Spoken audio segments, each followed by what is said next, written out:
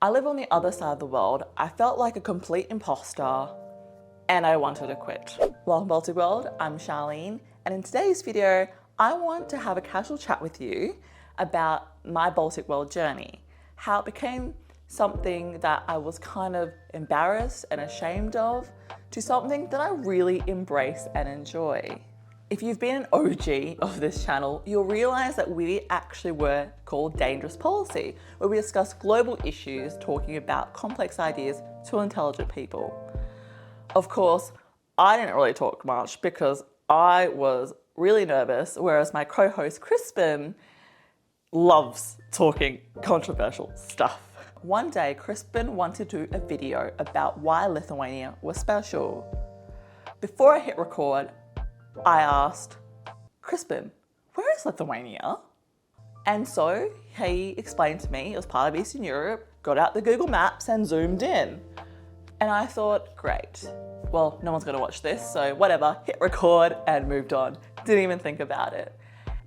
And then, strangely enough, we got traction.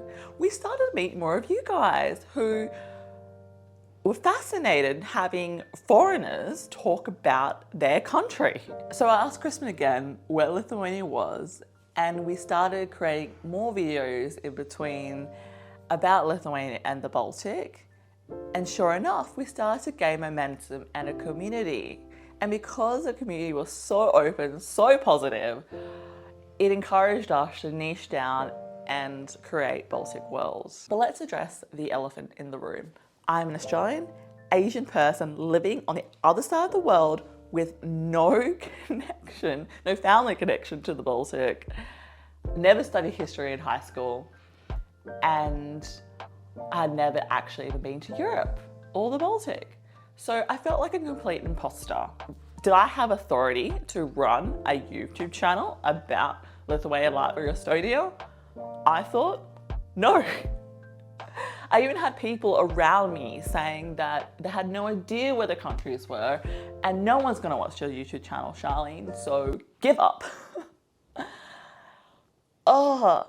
It was a really tough experience, something I had to overcome, this ungodly imposter syndrome. But that was probably the first lesson I learned of having an open mind and be willing to learn. I embraced my curiosity, and sure enough, piece by piece, I started to learn the names of the cities. I don't know if I can pronounce them properly, but I know them. And as I started to learn more, it was like Mary Poppins' bag. It just started to get more interesting. The history, the culture became incredibly rich. I just could not look away. And again, you guys are so supportive and you share that openness and willingness to learn spirit as well. And your comments, I read every single one of them. And again, I say this time and time again to those people that say no one's watching. I don't get good job, I get paragraphs and essays, and they're so interesting and rich. And I feel incredibly grateful to have this community, which I think this is why I'm kind of still here. And then it was crazy and insane. I got to meet some of you last year. It was a pinch me moment when I got to meet people I've connected across the world from a project I started basically in my bedroom with no connection to the Baltic, and yet I still connected to people's hearts. So I'm just grateful for that. I did, however, feel like I hurt my neck because you guys are so tall, can't even fit in the frame. But in all seriousness, my aha moment was when I was tasked to lead History of Lithuania Part 4.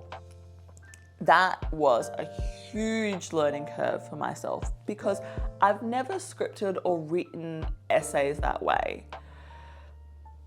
A bit of background, I have a science background. I have a double degree in nutrition health promotion, so health sciences. I'm all about data analytics. Doing an artsy thing just wasn't natural to me. But following my curiosity and my embrace for learning, I decided to do it anyway. And oh my goodness, studying this part of history when Lithuania was occupied by the Russian Empire They lost their land and borders because the Polish-Lithuanian Commonwealth collapsed after all the petitions. They lost their language due to the language ban and parts of their identity where the university was closed and they were not able to celebrate their culture at all. And yet, they still stood strong. And then for decades, you continuously had to keep fighting for your freedom and independence, even though you had these massive countries trying to sandwich and destroy you. Your story has inspired this random Australian Asian from the other side of the world to be better. I've become more outspoken and being able to share my ideas more comfortably because I understand the significance and how much of a privilege it actually is. And I'm continually inspired by the Baltic countries for their ruthless tenacity to continue to fight for independence, freedom, and human rights. No matter whether it's locally with Ukraine and Russia or on the other side of the world with Taiwan and China. I love the Baltic. It is an amazing part of the world, and I hope this video shows more people why they should love it too. Of course, it's still a journey. I have a long way to go, my pronunciation especially, and I have a long list of Lithuanian snacks to try. But again, it's a journey, and I am forever grateful that I have such a great Baltic World community behind that. So I will see you next time. Goodbye.